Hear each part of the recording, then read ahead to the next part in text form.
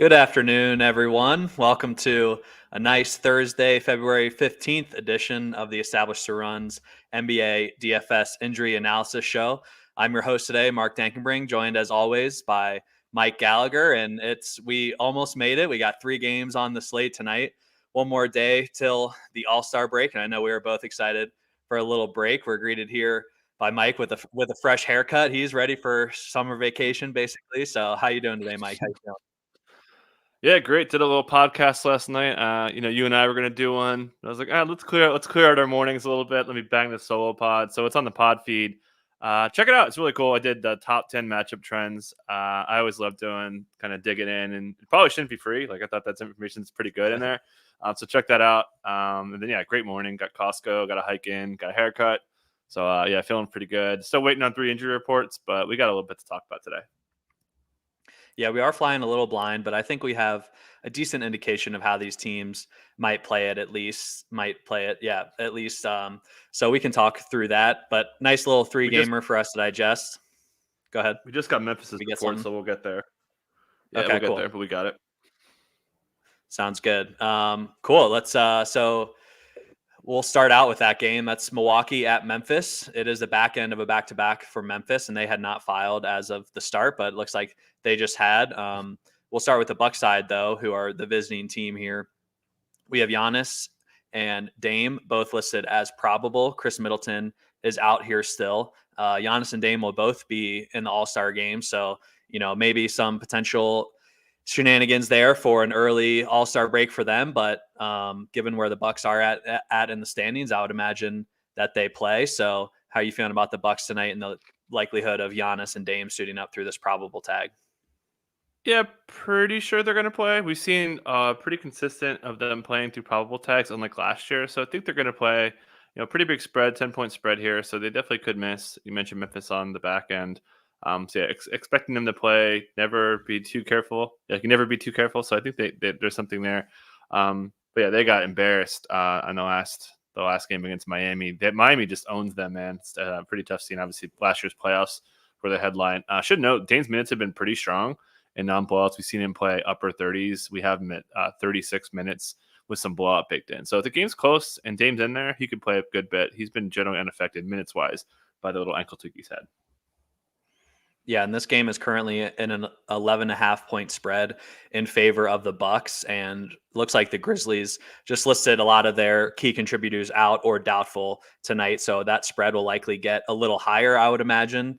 And that's always an interesting balance for us on the minute side, trying to project the potential blowout along with how we're going to treat the Bucks in a normal scenario. So we did just get the Grizz news, so let's run through that. Scottie Pippen is ruled out. Derrick Rose is ruled out. John Conchar listed doubtful, and Jaren Jackson Jr. listed doubtful. So Pippen and Rose, 2 point guards for them. Conchar has been handling a little bit for them during this area. Yesterday, Jacob Gilyard was in the G League, so he was out. I would imagine he could potentially be recalled and play tonight. But they do have some extra bodies at the deadline. Thanks to the deadline. What are you thinking here for the Grizz? Is there anything else that I missed that you want to hit on right away before we dive into the potential rotation here? Yeah, so we did a little G League tracker while we were doing minutes, and their G League guys were out of town, but they didn't play Trey Jemison and Gilyard. So you would assume, and I didn't see if they were on the bench, you would assume they're still with the team. So they should have them. So expect Gilyard to start. Santi Aldama is obviously a lock to start. Luke Kennard should be starting. So then they'd probably just start Gigi and just kind of play a little bit bigger. So I kind of think it's going to be Jacob Gilyard, Luke Kennard, Gigi Jackson, Santi Aldama, and then I left Vince out. Well, what about Vince? Yeah. Okay. So they'll probably just start Kennard again. So Kennard, Vince, Gigi, Santi, Jemison. That's pretty big.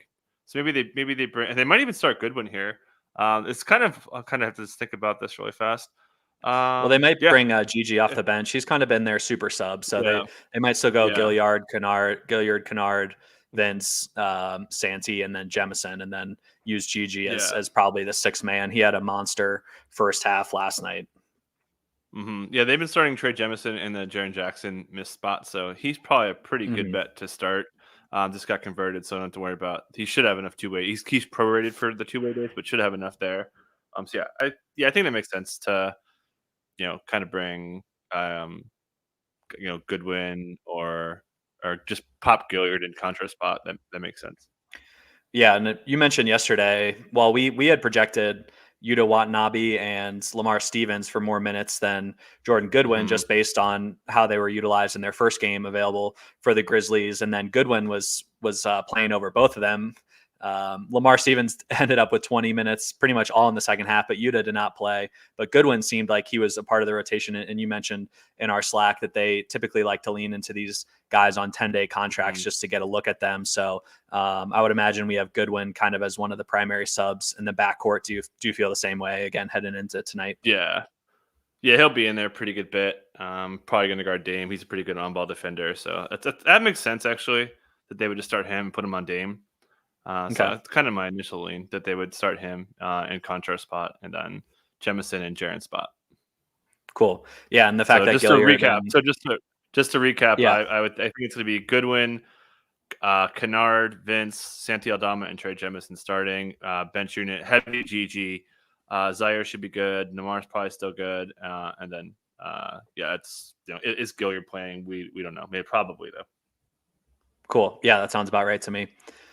Okay, let's move on then to the next game on the slate. We have a nice little spread out slate tonight, alternating tip Mhm. times. The next one is the Golden State Warriors at Utah Jazz, and this is a game where neither team has filed. So again, flying a little blind here, but I think we have a decent idea on what might happen. We'll start with the Utah side because I think that's a little cleaner. Their injury report was clean yesterday, just out tags on some of the G League guys, but no real rotation players at risk there. This is a team without many veterans that would potentially need a rest night on the second night of a back-to-back. So not sure we have to worry too much about Utah resting anybody here. Do you have the same thoughts and any other notes to add on Utah? Yeah, no, I mean these guys haven't really been managed in a while since Laurie's hamstring back in December, so should be good to go. The main note here is again we're getting the 9-man rotation. We know Will Hardy has Yeah, been dug. He was dug in on playing 10, but now he's been back to playing 9. That's really helped. Keontae George mentioned yesterday that he said, "quote It's time." He's going to start and continue to run his minutes up there. Shot the ball great, not a lot of usage, so expecting him to have a pretty big role. Same starters. Yeah, we'll see if they go a little bit smaller against Golden State. I think they're going to kind of just ride with it. And then, Jordan Clarkson's minutes have been really solid. Taylor Kendrick locked in. Taylor Horton Tucker's kind of snuck up in there. And then Chris Dunn, as we mentioned, the minutes will be down a little bit, but still in the rotation. So, pretty straightforward. Again, Utah's been, once you kind of get a feel for the change, they've been pretty consistent. We know Will Hardy's talked before that he likes 10-game samples of rotation. So it should be pretty straightforward here. Not expecting any injury reports. for sure. Yeah, now that we're confident in the 9-man, we can feel decent about the minutes projections there. Okay, let's go to the Warrior side again. Nothing has been filed yet for them, but they are on the second night of a back-to-back heading into Utah. Tom Haberstroh actually had a tweet yesterday talking about how approximately 40% of NBA star caliber players miss games are in Utah, the highest Mm-hmm. DNP rate for any city in the NBA, and Denver comes in second. And the two, parallels there, both cities are at altitude. So I think tonight we could potentially see Klay Thompson rested on the second night of a back-to-back, maybe even Steph and Draymond. But the Warriors, this isn't the 35 and 17 Warriors that are going into the All-Star break coming. They are fighting in the standings as well. So I'm interested to see how they play this. How do you think the Warriors are going to approach tonight's game in Utah? Yeah, nobody really likes Utah nightlife, so I definitely get staying home there and altitude. But it's kind of funny the schedule. They get the Lakers on the back end of the back-to-back flying to Utah, and then next night Golden State has to fly there in a back-to-back, both to close out their halves of the season. So Kerr said he expects his vets to play. We'll see if we get any P's or Q's or anything. Obviously, Steph's been playing great, hitting 7 threes in a row or more in 4 straight games. Draymond got hit in the face, went to the locker room, but came back and looked fine. So expecting, again, we think everyone's in there. Keep an eye on Gary Payton. We know his minutes have been down, returning from injuries here. So he'd probably be the guy most likely to sit. Awesome game from Pods, but better game from Norm Powell, my sweet CLV, Golden State plus 2.5, got destroyed by Norm Powell. I think he hit 4 threes in the fourth. 44 points in the fourth quarter for the Clippers. Just the absolute Wow. Yeah, that's demolition of the Warriors defense. But yeah, pretty much running this back. We'll keep our eyes peeled for any additional injuries. But really the only guy on alert for now is Gary Payton. cool. Yeah, it's a good note on Peyton and would just affect the back end of the rotation there. We'd probably see a little bit more of Lester Quinones and Moses Moody potentially filling in that spot, maybe back to Guy Santos as well for the Warriors. But they are deep enough at this point. You know, Chris Paul was the only one listed out on the injury report yesterday, so they pretty much have a full roster at their disposal. Otherwise, if they do decide to rest any vets, but sounds like you don't think there's a major risk of that tonight, just given where they're at in the standings. Okay, let's head to the last game of the night, which is a rematch of a game we saw on Tuesday night, which turned out to be a pretty thrilling game despite the relatively large spread heading into it. And we have a few questionable tags here on Anthony Edwards. He's listed questionable with right knee soreness. He was also listed with this same issue on Tuesday and played through it. Ant has not missed a game since December 11th. And he is another one that is playing in the All-Star game. So I think it would be a little fishy if he sat out tonight and then played this weekend in the All-Star game, but you never know. He also dropped 41 points here on Tuesday, so maybe he wants to replicate that outing. Do you have any lean here on Anthony Edwards and his potential availability to play tonight? Should be good. As you mentioned, same injury. The Wolves do this. We know when guys get listed with a Q, they keep listing him as Q for multiple games, and then, they'll drop him to probable or whatever, and they'll be good. So, yeah, not a new injury. Feel pretty good he's going to play. Maybe they want to take a game off, obviously. But I don't know. I think he's good. So, yeah, I think these guys are going to be in there. Shout out to Nikhil Alexander-Walker. He's been playing awesome. He had a huge game off the bench. He's been playing really, really well. Wolves bench has been pretty good with him and Naz Reid kind of overshadowing Slow-mo. But yeah, obviously huge favorites here against a pretty bad Blazers team there. I see 19 minutes on the screen there for Towns. I didn't realize he was cut down that low. What was the reason for that? He's just bad. Yeah, I think he had some fouls too, but it wasn't like pure foul trouble. They had, like I said, the second unit was cooking. Kyle Anderson, Nikhil Alexander-Walker, so they just kind of got away from him. Interesting. Yeah. Okay. Cool. Yeah. It looks like he played seven first half minutes, the full third quarter, and then not at all in the fourth quarter. So interesting there for Cat. Would imagine he'll be full go again tonight. Mm-hmm. Okay, and then on the Portland side, we have a bit more to discuss. Well, actually, it's relatively clean compared to Tuesday. Not too many questionable tags to deal with, but multiple out tags here. Malcolm Brogdon is out for Portland. Shaedon Sharpe, Moses Brown, Robert Williams, and Ryan Rupert all remain out.